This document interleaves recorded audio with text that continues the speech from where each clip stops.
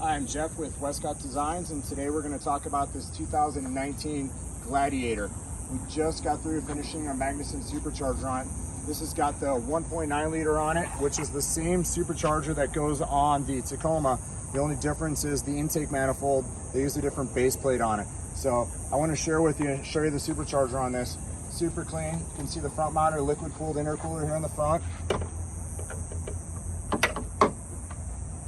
Really nice installation here. All the fittings, the sleeves, everything, all the bolts have been marked. We mark everything when we're done with it. Obviously, the serpentine belt pulley,